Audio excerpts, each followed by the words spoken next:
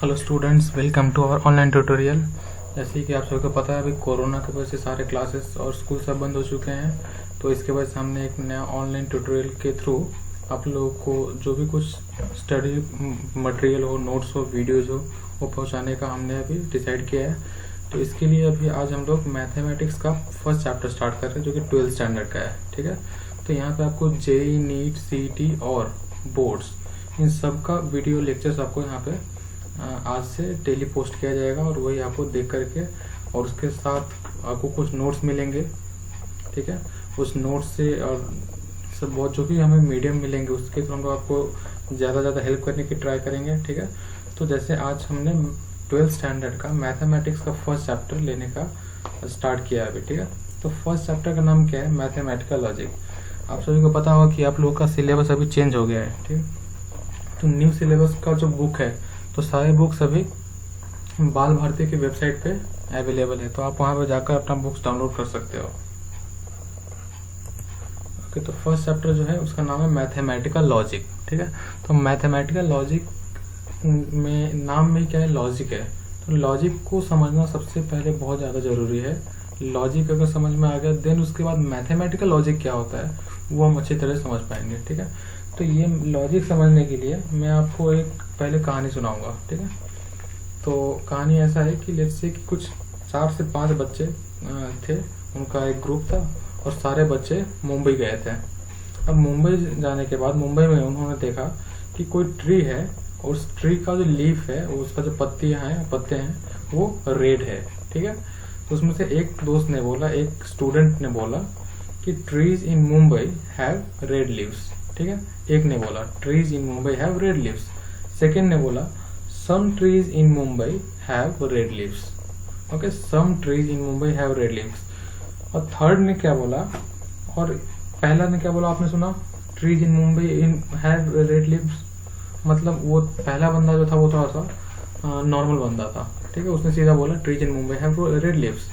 Second जो था वो थोड़ा सा लॉजिकल आदमी था, उसने बोला some trees in Mumbai have red leaves. Okay, third जो बंदा था वो मैथमेटिशियन था। ठीक है, तो मैथमेटिशियन का अपना पॉइंट ऑफ व्यू होता है, अपना लॉजिक होता है, वो थोड़ा ज्यादा लॉजिकल बोलता है, उसके हर लॉजिक के पीछे कुछ ना कुछ रीजन होता है। ठीक है, तो उसने क्या बोला, all I can say is that there exist at least one tree in Mumbai which appears to have red coloured leaves. ठीक है, तो ये किसने बोला? थर्ड पर्सन जो था। ओके, तो थर्ड पर्सन के अकॉर्डिंग क्या था, ये मुंबई में कोई तो भी एक पेड़ है, कम से कम एक पेड़ है, बेटर कम से कम एक पेड़ है जिसके पत्ते क्या है? रेड है। ओके, तो अभी हम लोग मैथमेटिक्स पढ़ रहे हैं, तो इसमें मैथमेटिक्स में भी लॉजिक होता है। ओके, तो अभी हम लोग मैथमेटिक्स पढ़ रहे हैं, तो मैथमेटिक्स में हमेशा क्या होता है? थियरम्स होते हैं, कुछ रूल्स होते हैं, रेगुलेशंस होते हैं, तो सबका अपना अपना कुछ ना कुछ प्रूफ होता है। क्या होता है? अपना कुछ ना कुछ प्रूफ होता है। तो हर थियरम के पीछे कुछ ना कुछ अपना प्रूफ होता है। मतलब क्या कि थियरम अगर एक लॉजिक है, तो उस लॉजिक के पीछे कुछ ना कुछ रीजनिंग है। मतलब क्या, उसका लोग बोलते हैं लॉजिकल रीजनिंग। तो हर थियरम के पीछे कुछ ना कुछ अपना रीजनिंग होता है, और ये स्टडी करते हुए हम लोग एक एग्जैक्टनेस बोलते हैं, मतलब कुछ एग्जैक्ट वर्ड बोलते हैं, स्टेटमेंट बोलते हैं, जो कि सबके लिए करेक्ट होता है। ओके, जैसे मैंने बोला 3 इज अ प्राइम नंबर। ठीक है, 3 सबके लिए प्राइम नंबर है, मेरे लिए है, इस दुनिया में हर एक आदमी के लिए 3 प्राइम नंबर है। तो उसी तरह से हम लोग यहाँ पे लॉजिक पढ़ने वाले कि कौन जो भी स्टेटमेंट होता है, हर स्टेटमेंट के पीछे कुछ ना कुछ लॉजिक होता है। ओके, तो जैसे अगर हम normal day to day life में हम बात करते हैं किसी से, लेट्स से अगर आप फेसबुक, व्हाट्सएप कहीं भी चैटिंग करते हो, नॉर्मल कन्वर्सेशन होता है आपका, वर्बल कन्वर्सेशन, तो टोटल हम लोग 4 तरह का सेंटेंस यूज करते हैं। ठीक है, 4 तरह का सेंटेंस। फर्स्ट सेंटेंस क्या होता है? Declarative sentence. क्या? डिक्लेरेटिव। डिक्लेरेटिव का दूसरा वर्ड होता है असर्टिव सेंटेंस। सेकंड होता है इंपरेटिव सेंटेंस। इंपरेटिव मतलब क्या होता है? कुछ कमांड दिया किसी को रिक्वेस्ट किया, please give me a glass of water. ये क्या हुआ? मैंने किसी को रिक्वेस्ट किया, प्लीज यार give me a glass of water. ठीक है, थर्ड क्या होता है? थर्ड है अपना एक्सक्लामेटरी सेंटेंस। जहां पे भी एक्सक्लामेशन मार्क हो उसके बाद क्या बोलते हैं हम? Exclamatory sentence. एक्सक्लामेटरी सेंटेंस में हमें इमोशन दिखता है, कुछ एक्साइटमेंट दिखता है। ठीक है। तो कुछ एक्सटर्नल जो फीलिंग्स होता है वो अगर हम एक्सप्रेस कर पाते हैं तो ये क्या होगा, एक्सक्लेमेटरी सेंटेंस हो गया आपका। ओके, अभी इंटरोगेटिव सेंटेंस। इंटरोगेटिव सेंटेंस क्या होता है, क्वेश्चन मार्क वाले। तो जिन सेंटेंस में ऐसे क्वेश्चन मार्क होते हैं उसको क्या बोलते हैं, इंटरोगेटिव सेंटेंस। इंटरोगेटिव सेंटेंस में हम लोग क्या करते हैं, क्वेश्चन पूछते हैं सामने वाले से, what is your name, where are you going, इस टाइप से क्वेश्चन होते हैं, वो क्या होता है, इंटरोगेटिव सेंटेंस होता है। तो मैंने भी आपको क्या बताया, सेंटेंस क्या होता है, सेंटेंस के टाइप्स क्या होते हैं। ओके, तो आने वाले टाइम में उस समय हम लोग पढ़ेंगे कि सेंटेंस और स्टेटमेंट दो अलग अलग चीजें होंगी। तो जैसे यहाँ पे आपने देखा, ये यहाँ पे स्टेटमेंट बोला है, क्या, various statements and their validity. ये स्टेटमेंट क्या होता है, हम ये समझना बहुत ज्यादा जरूरी है। ठीक है, तो हम देखते हैं स्टेटमेंट क्या होता है। क्या लिखा है यहाँ पे, डेफिनेशन पहले देखिए। और स्टेटमेंट और प्रोपोजिशन, स्टेटमेंट का सिनोनिम ही होता है प्रोपोजिशन। ओके, प्रोपोजिशन क्या है, इज एन असर्टिव सेंटेंस। क्या है वो, एक असर्टिव सेंटेंस है। जैसे 4 टाइप का जो सेंटेंस था उसमें पहला टाइप क्या था, असर्टिव और इम्पेरेटिव। तो ये एक असर्टिव सेंटेंस है विच इज आइदर ट्रू और फॉल्स। ये इस सेंटेंस का सबसे इंपॉर्टेंट पार्ट है कि विच इज आइदर ट्रू और फॉल्स। मतलब क्या, एक स्टेटमेंट क्या होता है, एक स्टेटमेंट होता है एक असर्टिव सेंटेंस। ठीक है, एक स्टेटमेंट क्या होता है, एक assertive sentence which is either true और फॉल्स, या तो सही होगा या फिर गलत होगा। बट क्या, बट के बाद जो होता है वो ज्यादा इंपॉर्टेंट होता है। बट नॉट अरे मैं तो उसको, हाँ, but not both true statement, but not both. Okay, तो ट्रू एंड फॉल्स नहीं हो सकता, वो ट्रू और फॉल्स होगा। मतलब एक ही साथ में कोई सेंटेंस जो है असर्टिव सेंटेंस, वो ट्रू होगा तो फॉल्स नहीं होगा, फॉल्स होगा तो ट्रू नहीं होगा। देन ऐसे जो भी स्टेटमेंट होंगे उसे हम लोग क्या बोलेंगे, स्टेटमेंट। तो ऐसे सारे सेंटेंस को हम लोग क्या बोलेंगे, स्टेटमेंट। ओके, तो देन अब हर स्टेटमेंट का अपने क्या होता है, स्टेटमेंट आपको समझा क्या, एक सिंगल सेंटेंस का डेफिनेशन बोला, क्या होगा, statement is a assertive sentence which has either true or false truth value। अब ट्रूथ वैल्यू क्या होता है वो देखिए, द ट्रूथ और फॉलिसी मतलब क्या, ट्रू है मतलब करेक्टनेस, मतलब ट्रूथ वैल्यू क्या होता है, एक तरह से करेक्टनेस होता है सेंटेंस का, स्टेटमेंट का। वो स्टेटमेंट ट्रू है अगर तो ट्रूथ है, फॉल्स है तो अगर फॉल्स ही है। Of a statement is called truth value. मतलब अगर मैंने बोला sun rises in the east, okay, ये यूनिवर्सली करेक्ट है, sun rises in the east, तो इसका ट्रूथ वैल्यू क्या होगा, ट्रूथ होगा, मतलब टी होगा उसका ट्रूथ वैल्यू। अगर कोई सेंटेंस अगर फॉल्स होता है, ठीक है, तो अगर कोई सेंटेंस फॉल्स होता है तो उसका ट्रूथ वैल्यू क्या होता है, एफ। ठीक है, मतलब मैंने अगर बोला सन इज नॉट अ स्टार, क्या, सन इज नॉट अ स्टार, ये एक असर्टिव सेंटेंस है, इसका ट्रूथ वैल्यू है फॉल्स। क्यों, क्योंकि सन एक स्टार है, लेकिन मैंने क्या बोला, सन इज नॉट अ स्टार। मतलब इस सेंटेंस का, इस स्टेटमेंट का ट्रूथ वैल्यू क्या होगा, फॉल्स होगा, एफ। ओके, अभी एक नया टाइप का सेंटेंस है जो आपके लिए कुछ न्यू होगा, वो है ओपन सेंटेंस। ओपन सेंटेंस क्या होता है अभी वो देखते हैं। अभी तक तो आपने देखा कि सेंटेंस के 4 टाइप्स है, अभी एक 5वां जो अभी एक नया कैटेगरी होता है सेंटेंस का, वो होता है ओपन सेंटेंस। ओपन सेंटेंस में क्या होता है कि उस सेंटेंस का टाइम और प्लेस के अकॉर्डिंग उसका वैल्यू चेंज होता रहता है। वैल्यू कौन सा, तो ट्रूथ वैल्यू। तो उस ऐसा सेंटेंस जिसका ट्रूथ वैल्यू फिक्स ना हो, वेरिएबल हो टाइम और प्लेस के अकॉर्डिंग। जैसे मैंने बोला टुडे मतलब आज, अगर वो मैं कल बोलता हूँ टुडे, देन आज का टुडे कल क्या होगा, स्टरडे हो गया रहेगा, और कल का टुडे आज क्या है, अगर मैंने कल बोलूंगा मैं टुडे, आज के लिए वो फ्यूचर है। ठीक है, तो ओपन सेंटेंस क्या होता है, टाइम और प्लेस के अकॉर्डिंग चेंज होता रहता है। ओके, जैसे मैंने बोला ओपन सेंटेंस क्या, टुडे इज वेडनेसडे, मैं ऐसे अगर बोलता हूँ टुडे इज वेडनेसडे, मतलब क्या कि अगर मैं आज बोल रहा हूँ वेडनेसडे, तो आज के लिए सेंटेंस करेक्ट है, इसका ट्रूथ वैल्यू क्या है, टी। लेकिन वही स्टेटमेंट अगर मैं कल पढ़ता हूँ तो उसका ट्रूथ वैल्यू क्या होगा, फॉल्स हो जाएगा। क्यों फॉल्स होगा, क्योंकि भाई कल तो वेडनेसडे नहीं है ना, वेडनेसडे तो आज था, लेकिन कल तो कुछ तो वेडनेस के बाद क्या होता है, थर्सडे हो जाएगा। तो कल थर्सडे होगा, लेकिन मैं फिर भी अगर बोलता हूँ today is Wednesday, then it means कि उसका ट्रूथ वैल्यू क्या है, फॉल्स है। तो एक ऐसा सेंटेंस है ये जिसका टाइम के रिस्पेक्ट में ट्रूथ वैल्यू चेंज कर रहा है, ठीक है। तो ये इसे हम लोग बोलते हैं open sentence. But open sentence कभी भी स्टेटमेंट नहीं होता है। क्या नहीं होता, ओपन सेंटेंस कभी भी, ये जो ओपन सेंटेंस ये कभी क्या नहीं होता, ये स्टेटमेंट नहीं होता है। ओके, अभी ये तो समझ गया ओपन सेंटेंस क्या है। अभी देखते हैं नेक्स्ट टॉपिक, लॉजिकल वेरिएबल। तो कोई भी स्टेटमेंट है अगर आपके पास, उस स्टेटमेंट को आपने कोई एक वेरिएबल असाइन कर दिया। मतलब क्या कि जैसे यहाँ पे मेरे पास एक स्टेटमेंट क्या है, the sun is a star. मैंने उसको क्या किया, एक वेरिएबल असाइन कर दिया पी मतलब क्या होगा, the sun is a star. मैं कहीं पे भी पी लिख रहा हूँ, मतलब क्या लिख रहा हूँ पी मतलब the sun is a star. उसको मैंने इतना बड़ा सेंटेंस था, उसको एक छोटा सा नोटेशन दे दिया मैंने पी, जो हर जगह पर उसको क्या करेगा, रिप्रेजेंट करेगा। ओके, तो इसे हम लोग बोलते हैं लॉजिकल वेरिएबल्स। जो नॉर्मल वेरिएबल्स होते हैं मैथमेटिक्स में, वैसे ही होता है ये भी। और इम्पोर्टेंट क्या है, ये क्या होता है, हमेशा लोअर केस होता है। क्या होता है, लोअर केस वेरिएबल, ठीक है। Then comes quantifiers. आपने इंग्लिश में बहुत सारी जगह पे ऐसे सुना होगा, फॉर ऑल, देयर एग्जिस्ट, ऐसे दो टाइप के दो फ्रेजेस सुने होंगे। तो ये जो फॉर ऑल है उसको हम मैथ्स में ऐसे डिनोट करते हैं, ठीक है। तो ये किसका डिनोशन हो गया, फॉर ऑल। ओके, लेकिन जो देयर एग्जिस्ट है, देयर एग्जिस्ट को हम लोग डिनोट करते हैं उल्टा ही से। ये देखिए, ये किसका सिंबल है,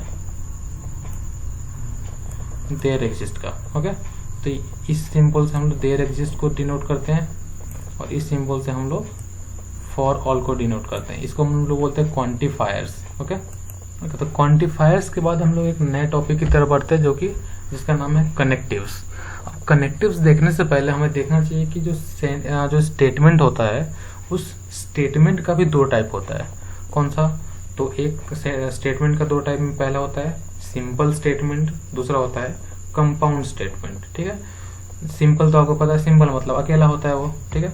अकेला मतलब क्या, सन इज अ स्टार, एक सिंपल स्टेटमेंट है जिसका ट्रूथ वैल्यू खुद उस स्टेटमेंट के ऊपर ही डिपेंड है, उसके अलावा और किसी के ऊपर भी वो डिपेंडेंट क्या है, नहीं है।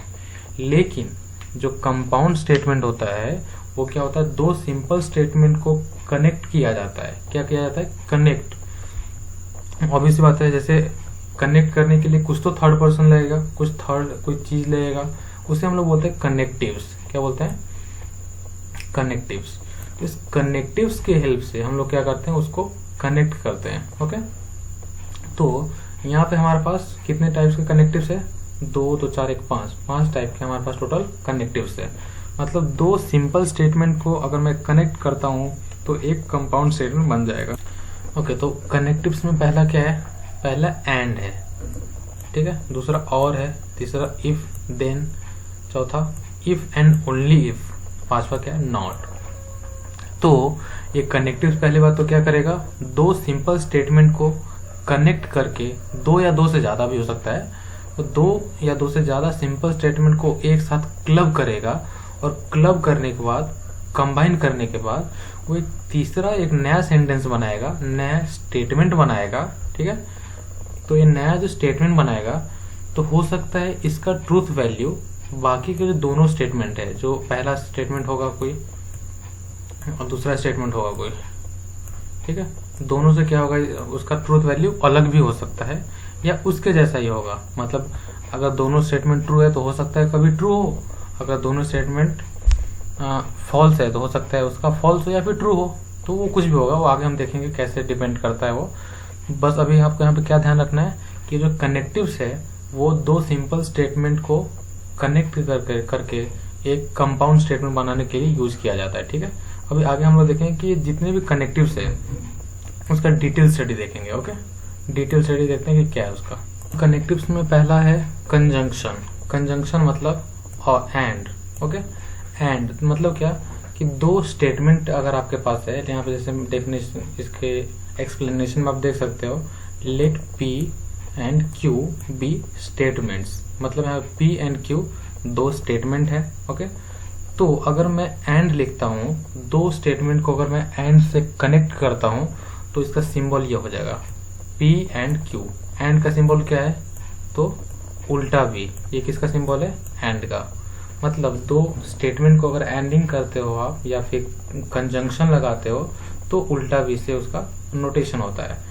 तो अभी आपको क्या करना है, जो ट्रूथ टेबल है, ट्रूथ टेबल क्या होता है कि लेट से आपके पास जितने भी ये स्टेटमेंट होंगे उस स्टेटमेंट के अकॉर्डिंग आपको ट्रूथ टेबल बनाना होता है। मतलब कि यहाँ पे हमारे पास कितने, दो वेरिएबल्स है, मतलब दो वेरिएबल्स है, कौन से, तो दो स्टेटमेंट है। तो दोनों स्टेटमेंट का ट्रूथ वैल्यू अलग अलग है, बट मेरा जो कंबाइंड स्टेटमेंट मिलेगा उसका वैल्यू मुझे एक ही चाहिए। ठीक है, जैसे मेरे पास P एंड Q दो स्टेटमेंट है। ठीक है, देन यहाँ पे देखिए सेकेंड कंडीशन, एक फॉल्स है दूसरा ट्रू है, मतलब पहला सेंटेंस यहाँ पे क्या है, फॉल्स है, दूसरा क्या है, ट्रू है। बट मैं ऐसा तो नहीं बोल सकता हूँ कि ये स्टेटमेंट है वो ट्रू भी है फॉल्स भी है। एक दोनों को अगर मैं मिला करके बनाता हूँ तो उसका कुछ तो भी एक ही आंसर आना चाहिए ना, क्योंकि अगर एक नहीं आया देन वो स्टेटमेंट ही नहीं रहेगा। ठीक है, देन इसीलिए मैंने इसका आंसर क्या है, फॉल्स आ रहा है। तो आप इसे हम लोग बोलते हैं ट्रूथ टेबल। मतलब एंड जो कंजंक्शन है इसका जितना भी पॉसिबिलिटी होगा दो स्टेटमेंट के साथ, वो सब हम यहाँ पे देखने वाले हैं। जैसे क्या क्या पॉसिबिलिटी हो सकता है, तो हो सकता है दोनों के दोनों स्टेटमेंट गलत हो, दोनों फॉल्स हो। ठीक है, ये पहला पॉसिबिलिटी है। इधर हो सकता है पहला गलत हो दूसरा करेक्ट हो सकता है पहला करेक्ट हो दूसरा गलत हो सकता है दोनों सही हो। ठीक है, तो ये सारे क्या है, इसके केसेस है। ओके, इन केसेस के अकॉर्डिंग हम लोग अभी देखेंगे कि जैसे देखिए फॉल्स फॉल्स क्या हुआ, false, false true, false, true false, false true, true true. इसमें आपको एक अलग चीज क्या दिखेगा कि जब दोनों ट्रू है तो ही इसका आंसर ट्रू है, बाकी हर जगह पे क्या है, इसका आंसर फॉल्स है। ये देखिए यहाँ भी फॉल्स है, यहाँ भी फॉल्स है, यहाँ भी फॉल्स है। मतलब जब ये एंडिंग होता है तो एंडिंग में जब दोनों ट्रू हो तो ट्रू होता है, एल्स हर केस में क्या होगा, फॉल्स होगा। ठीक है, तो अभी होप आपको एंडिंग समझ गया होगा। एंडिंग मतलब है कंजंक्शन, कंजंक्शन आपको समझ गया होगा। अभी इसके बाद हम नेक्स्ट टॉपिक की तरफ बढ़ेंगे जिसका नाम है डिसजंक्शन। ओके, अब डिसजंक्शन में भी हमने क्या किया, यहाँ पे दो वेरिएबल लिया P और पहला P दूसरा Q, दो वेरिएबल लिया, मतलब क्या हमने क्या किया, दो स्टेटमेंट लिया। और ये डिसजंक्शन होता है जिसको हम और बोलते हैं, और का सिंबल होता है V। अपना जो नॉर्मल वाला V होता है वही V है। ठीक है, तो मुझे अगर दो स्टेटमेंट मिला है P एंड Q, उसको अगर मुझे कनेक्ट करना है और के साथ, मतलब डिसजंक्शन के साथ, देन मैं क्या बोलूंगा, ये P और Q ऐसे मैं कनेक्ट करके इसका सिंबल लिखूंगा, दोनों का कंबाइंड सिंबल। ओके, अभी हमें इसके भी चार केसेस देखने हैं। यहाँ पे चारों केसेस में आप इसका जो पैटर्न है वो देखो, पहला फॉल्स दूसरा फॉल्स तो फॉल्स। ओके, पहला फॉल्स दूसरा फॉल्स तो फॉल्स। अगर उसमें एक भी ट्रू होगा जैसे, तो इसका आंसर क्या होगा, इसका आंसर आपका हो जाएगा ट्रू। ठीक है, जैसे फॉल्स ट्रू, यहाँ पे एक ट्रू है मतलब ये ट्रू होगा, ट्रू फॉल्स, एक ट्रू है यहाँ पे मतलब ये ट्रू होगा, ट्रू ट्रू, दोनों ट्रू है मतलब इसका आंसर क्या होगा, ट्रू होगा।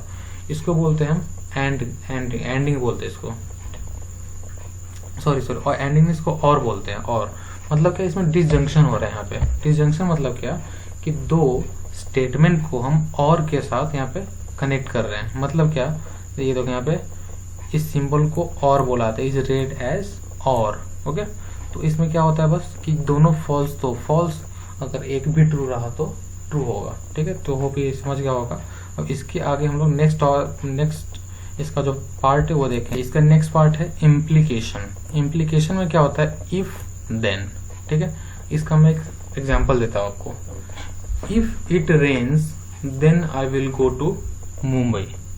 क्या एक स्टेटमेंट क्या है, इट रेन्स, सेकेंड स्टेटमेंट क्या है, I will go to Mumbai.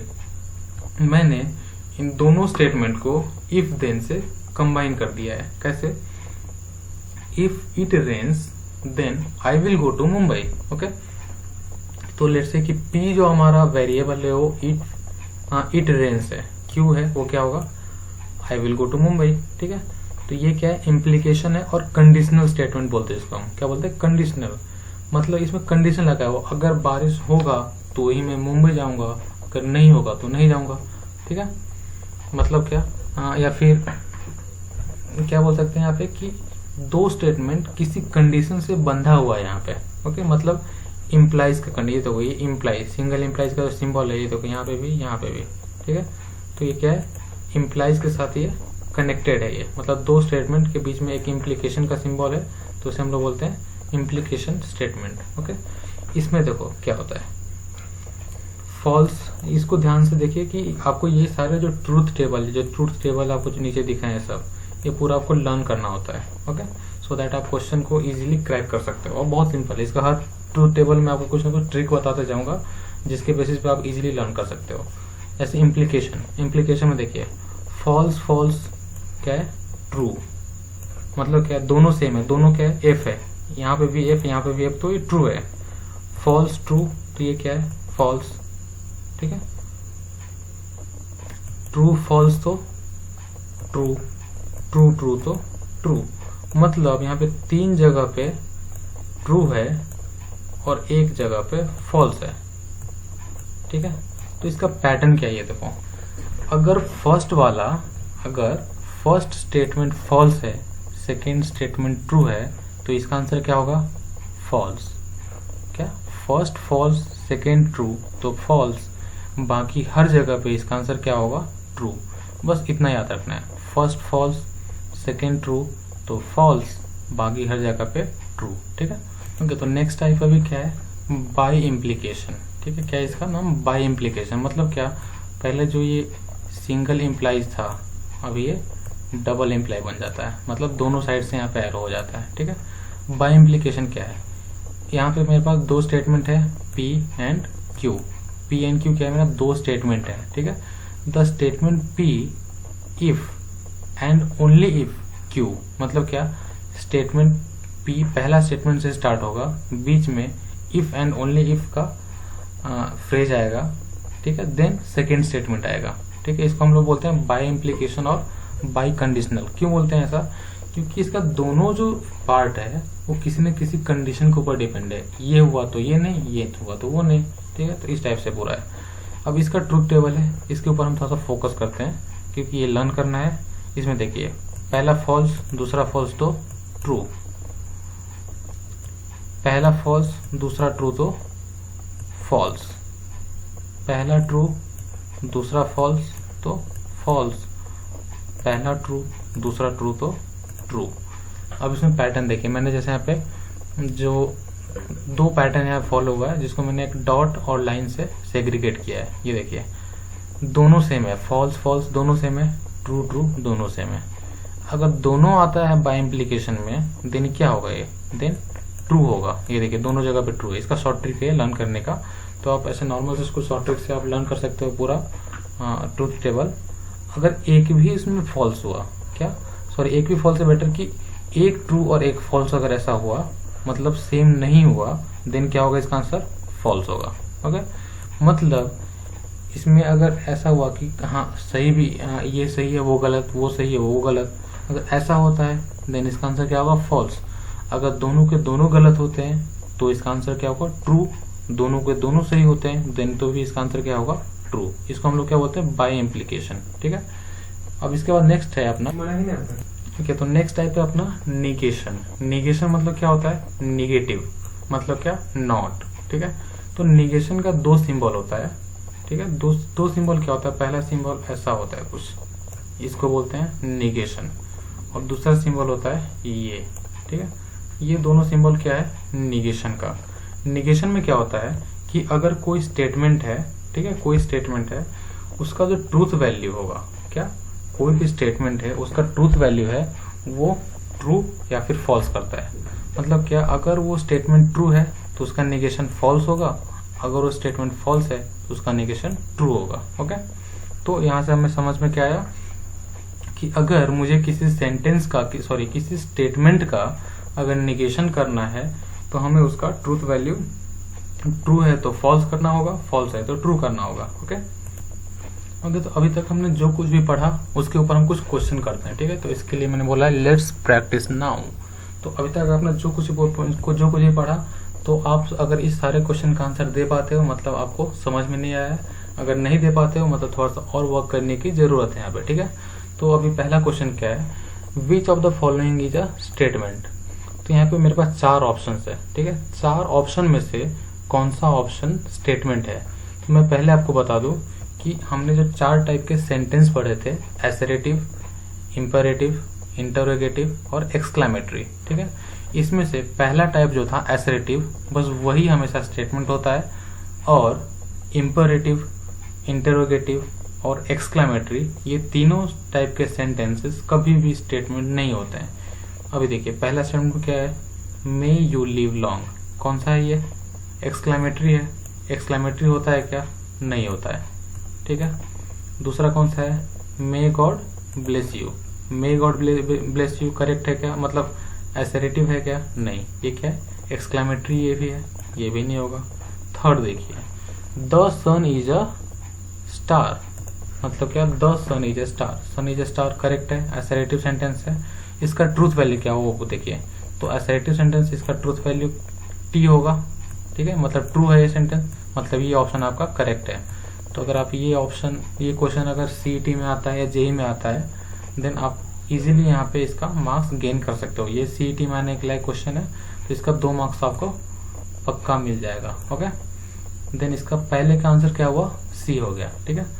अब थर्ड फोर्थ ऑप्शन देखने की जरूरत ही नहीं है, क्योंकि ये तो दिखने से लग रहा है कि क्या ये एक्सक्लेमेटरी सेंटेंस है, देन ऑब्वियसली बात है ये क्या होगा, स्टेटमेंट नहीं होगा।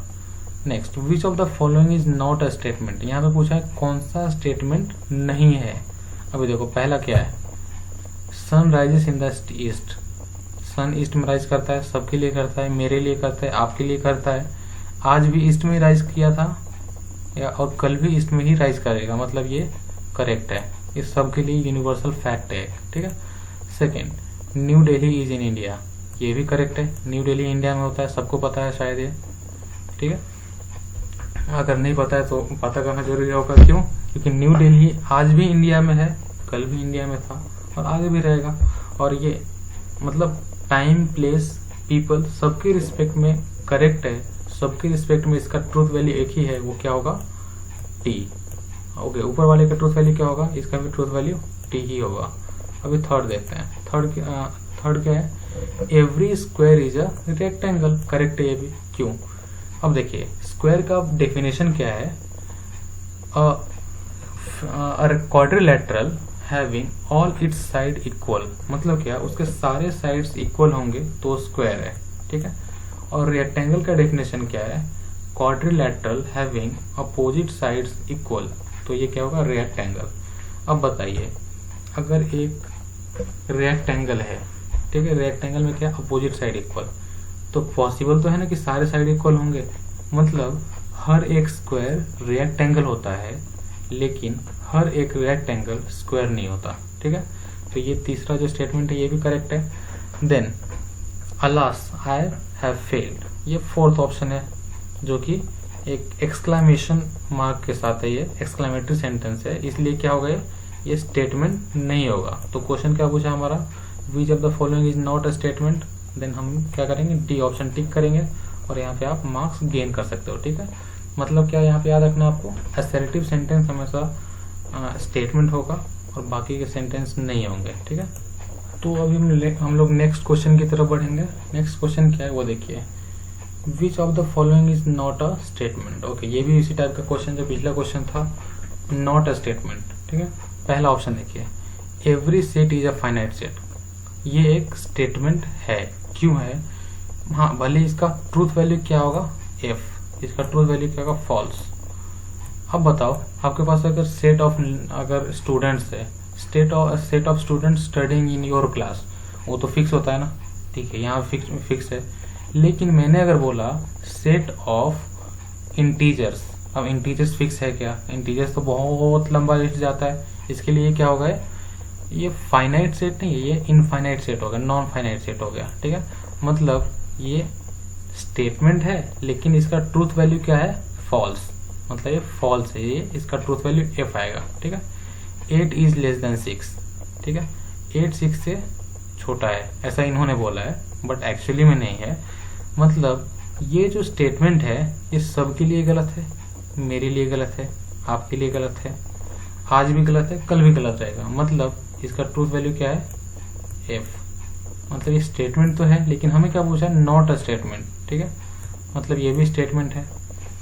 Where are you going, okay, यहाँ पे अपना ये ओरिजिनल पॉइंट आया, वेयर आर यू गोइंग। मतलब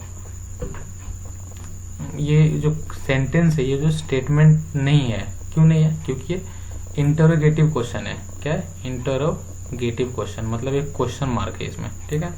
तो इसको मैं रेड कलर से मार्क करता हूँ यहाँ पे। ये क्या है, आपका करेक्ट आंसर होगा। क्यों करेक्ट आंसर होगा, क्योंकि यहाँ पूछा विच of the following is not a statement, और आप सभी को पता है कि इंटरोगेटिव क्वेश्चन कभी भी स्टेटमेंट नहीं होता है। और उसके अलावा बाकी का चौथा ऑप्शन क्या है वो देख लेते हैं एक बार। चौथा ऑप्शन है the sum of interior angles of a triangle is 180 degree. पता है सबको कि अगर एक ट्रायंगल है तो इसके जितने भी एंगल होंगे, लेट्स से कि एक एंगल इसका ये है, दूसरा एंगल इसका ये है, तीसरा एंगल इसका ये है, तो तीनों का सम क्या होता है, हमेशा 180 डिग्री होता है, ठीक है। ये तो यूनिवर्सल फैक्ट है, सबके लिए होता है, तो ये भी क्या होगा, करेक्ट होगा। मतलब आपका सी ऑप्शन क्या है, स्टेटमेंट नहीं है। मतलब आपके क्वेश्चन के अकॉर्डिंग सी आंसर क्या है, करेक्ट है, ठीक है। अभी हम लोग नेक्स्ट क्वेश्चन की तरफ बढ़ते हैं। विच of the following is not a statement, ठीक है। पहला ही ऑप्शन देखिए, पहले क्या है, पहला option please do me a favour. Okay, यहाँ पे प्लीज है, प्लीज है मतलब क्या, इंपेरेटिव सेंटेंस, मतलब ये क्या होगा, स्टेटमेंट नहीं होगा, ठीक है। अभी सेकेंड ऑप्शन की तरफ देखते हैं। पहले हम एक्चुअली इस क्वेश्चन का आंसर तो हमें मिल चुका है पहले ही ऑप्शन में। Second, 2 is an even integer. 2 even integer है, सबको पता है 2 इवन नंबर है और इंटीजर्स भी है, ठीक है।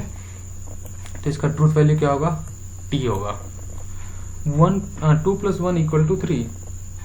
तो 2 + 1 3 मेरे लिए भी होता है, आपके लिए भी होता है और सबके लिए होता है। मतलब ये क्या है, स्टेटमेंट है, और इसका ट्रूथ वैल्यू क्या है, टी है। The number 17 is a prime number, correct है। अभी प्राइम नंबर क्या होता है ये देखना जरूरी है। ये क्वेश्चन तभी आप कर सकते हो अगर आपको प्राइम नंबर का डेफिनेशन पता हो। प्राइम नंबर क्या होता है, अ नंबर, ठीक है, एक ऐसा नंबर जिसके जो खुद के मल्टी टेबल में है और 1 के टेबल में है।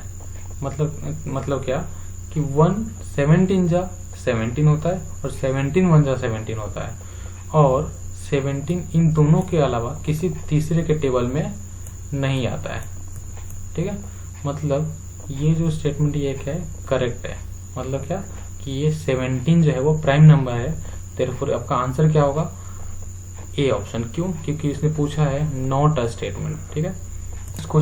अभी नेक्स्ट क्वेश्चन है नेगेशन ऑफ द कंडीशनल।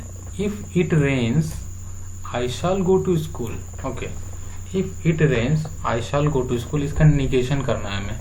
अब निगेशन करते वक्त क्या हमें रखना है, ये कंडीशनल है। मतलब क्या कि इसका कंडीशन क्या होता है कि देन के बाद जो स्टेटमेंट है वो कंडीशन में देखा जाता है मोस्टली। मतलब ये जो अपना स्टेटमेंट है ये ज्यादा इंपॉर्टेंट है हमारे लिए यहाँ पे। क्यों, इफ इट रेन्स हमेशा कांस्टेंट रहेगा, हमें क्या करना है, इसका निगेशन करना है। तो निगेशन करते वक्त हम लोग क्या करेंगे, I shall go to school को हम निगेट कर देंगे, आई शैल गो टू स्कूल को हम लोग क्या करेंगे, I shall not go to school, ठीक है। बाकी सब सेम रहेगा। मतलब इफ इट रेन्स, ठीक है, if it rains then I shall not go to school. मतलब इसको अगर नेगेशन करना है तो नॉर्मल सा स्टेटमेंट क्या होगा, it rains and I shall not go to school. मतलब बी ऑप्शन इसका करेक्ट है यहाँ पे, ठीक है। I shall not go to school B option में ही है। इट रेन्स ये पहला स्टेटमेंट करेक्ट है। Second, I shall not go to, not यहाँ पे लगाने का बस, मतलब बी ऑप्शन आपका करेक्ट है। थर्ड, इसका नेक्स्ट क्वेश्चन देखते हैं अभी। Express the following in symbolic form. अब ये एमसीक्यू से थोड़ा हटके क्वेश्चन है, जो कि आपका नॉर्मल जो क्वेश्चन आएगा बोर्ड के एग्जाम्स में उस टाइप के क्वेश्चन यहाँ पे आ गया है। Mango is a fruit but potato is a vegetable. Okay, इसको क्या करना है, सिंबॉलिक फॉर्म में लिखना है। तो मैं एक स्टेटमेंट P इक्वल टू क्या लिखता हूँ, P equals to mango is a fruit, और दूसरा मैं लेता हूँ Q equal to potato is a vegetable.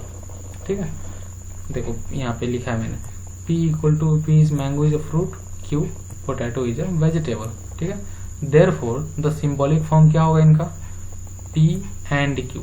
क्यों, अब एंड क्यों यहाँ पे लगा है वो इंपॉर्टेंट है। मैंगो इज अ फ्रूट मैंने बोला यहाँ पे, and potato is a vegetable, दोनों करेक्ट है। ठीक है, एक्चुअली हमें यहाँ पे करेक्टनेस चेक नहीं करना है, लेकिन ये जो स्टेटमेंट को जिसको ऐड कर रहा है वो कनेक्टिव एंड होगा। एंड क्यों होगा, क्योंकि ये देखो ये दोनों क्वेश्चन, दोनों स्टेटमेंट एक दूसरे के ऊपर डिपेंड है, और ऐसा लग रहा है ये देखने से कि ये एंडिंग के थ्रू एक कनेक्ट किया जा रहा है। ये क्या है, ये जो इसका कंजंक्शन है वो क्या है, बट है, और बट एंड के कैटेगरी में आता है ऑलवेज। इसके लिए हमने क्या किया यहाँ पे P एंड Q लगाया है। ठीक है, सेकेंड, मिल्क इज वाइट और ग्रास इज ग्रीन। यहाँ पे दिख रहा है कि और है, और है तो हम लोग क्या करेंगे, ये नॉर्मल सा और का स्टेटमेंट ये लगा देंगे। पहला स्टेटमेंट क्या है, milk is white, P equal is milk is white, Q क्या है, ग्रास इज ग्रीन। तो P और Q हो गए यहाँ पे। ठीक है, तो हमने क्या किया यहाँ पे कि सिंबॉलिक फॉर्म में इसको लिख दिया है। ओके, फिर अभी हम 7वें क्वेश्चन की तरफ बढ़ते हैं। 7वां क्या है, right the truth value of the following statement. जो अभी तक हमने MCQ में जो बिना क्वेश्चन पूछा नहीं था, फिर भी हम लोग हर क्वेश्चन का, हर ऑप्शन का ट्रूथ वैल्यू बताते गए थे, उसी तरह से अभी एक्चुअली में यहाँ पर डायरेक्ट क्वेश्चन है जो कि थियरी में क्वेश्चन है। तो थियरी का क्वेश्चन अगर आता है तो आपको जैसे मैंने सॉल्यूशन का स्टेप बताया हूँ, ये देखिए सॉल्यूशन का इसी तरह से आपको लिखना है, देन आपको पूरे मार्क्स दिए जाएंगे एग्जाम्स में। ठीक है, पहला क्या है, 3 इज अ रैशनल नंबर और 3 plus iota is a complex number. अभी कॉम्प्लेक्स नंबर क्या होता है कि कॉम्प्लेक्स नंबर में दो पार्ट होते हैं, एक रियल पार्ट होता है, दूसरा इमेजिनरी पार्ट होता है। तो कॉम्प्लेक्स नंबर में ये देखिए 3 क्या है यहाँ पे रियल पार्ट, और आयोटा क्या है इमेजिनरी पार्ट, तो ये कॉम्प्लेक्स नंबर है। ठीक है, अब देखिए P स्टेटमेंट क्या है मेरा, अगर मैं P स्टेटमेंट देखूँ तो ये है 3 इज अ रैशनल नंबर। मेरा Q स्टेटमेंट है वो मैं अगर देखूँ तो क्या है वो 3 plus iota is a complex number. ठीक है, ये दोनों स्टेटमेंट है मेरे पास। अब ये और के साथ कनेक्टेड है, मतलब क्या, ये और गेट ओके और के साथ कनेक्टेड है। अभी मैं अगर बोलता हूँ P और Q, 3 is a rational number, इसका ट्रूथ वैल्यू क्या है, T है। सबको पता है 3 क्या है, रैशनल नंबर है, ये करेक्ट है, ये स्टेटमेंट ट्रू है, मतलब इसका ट्रूथ वैल्यू T होगा। और 3 plus iota is a complex number, इसका भी ट्रूथ वैल्यू T है। तो आपने देखा होगा अभी जो थोड़ी देर पहले हमने जो डिसजंक्शन जो पढ़ा था, जो कि कॉम्प्लेक्स नंबर का जो ये जो और का जो था डिसजंक्शन, उसमें हमने क्या देखा कि दोनों अगर ट्रू होंगे तो क्या होगा, ये ट्रू होगा। ठीक है, मतलब अगर एक भी ट्रू तो ट्रू, एक्चुअली और में क्या होता है एक भी ट्रू तो ट्रू, लेकिन यहाँ पे दोनों ट्रू है, दोनों ट्रू है, इसके मतलब इसके लिए क्या होगा, इसका जो कंबाइंड इस ये जो आपका कंपाउंड जो स्टेटमेंट है, कंपाउंड स्टेटमेंट, इसका क्या होगा, ट्रूथ वैल्यू T आएगा। ठीक है, तो इसका ट्रूथ वैल्यू T आ गया हमारे पास। ठीक है, अभी हम लोग नेक्स्ट क्वेश्चन की तरफ बढ़ते हैं। नेक्स्ट क्या है, 2 + 3 इज नॉट इक्वल टू 5। यहाँ पे इन्होंने बोला 2 + 3 is not equal to 5। Okay, अब आपको भी पता है 2 + 3 5 होता है, लेकिन इन्होंने बोला है नॉट इक्वल टू 5, मतलब ये सबके लिए गलत है, मेरे लिए भी गलत है, आपके लिए भी गलत है, मतलब इसका ट्रूथ वैल्यू क्या है, फॉल्स है। एक ही है फॉल्स, फॉल्स हमेशा एक ही है और सबके लिए फॉल्स ही रहेगा। किसी के लिए ट्रू होगा क्या, नहीं। अगर किसी के लिए ट्रू होता है मतलब उसको एडिशन आता है क्या, नहीं। मतलब अगर कोई बोलता है कि 3 + 2 5 नहीं होता है, देन इसका मतलब उसको एडिशन नहीं आता है। ठीक है, लेकिन से हकीकत क्या है, 3 + 2 5 होता है, लेकिन उन्होंने नो बोला है, इसके लिए क्या होगा, फॉल्स होगा। ठीक है, ये पहला स्टेटमेंट फॉल्स होगा। और यहाँ पे और बोला है फॉल्स और 2 × 3 < 5। अब बताओ 3 × 2 क्या होता है, 6 होता है, 6 < 5 है क्या, नो, मतलब ये भी फॉल्स है। ओके ठीक है, ये भी फॉल्स है भाई। अब क्या करें, अभी मैंने और के वक्त आपको बताया था कि अगर एक भी ट्रू तो ट्रू, नहीं तो फॉल्स। यहाँ पे दोनों के दोनों फॉल्स है, एक भी ट्रू है क्या, नहीं, मतलब इसका आंसर क्या होगा, फॉल्स होगा। ठीक है, तो अब तक आपने जो कुछ भी पढ़ा उसके ऊपर हमने क्वेश्चन भी प्रैक्टिस कर लिया। अभी आप इसका इसी चैप्टर का जो नेक्स्ट ट्यूटोरियल आएगा उसमें इस चैप्टर का आगे वाला पार्ट हम लोग देखेंगे। और अभी आपको अगर प्रैक्टिस करना हो तो आप अपने बुक से इस पहला एक्सरसाइज होगा उसको प्रैक्टिस कर सकते हैं।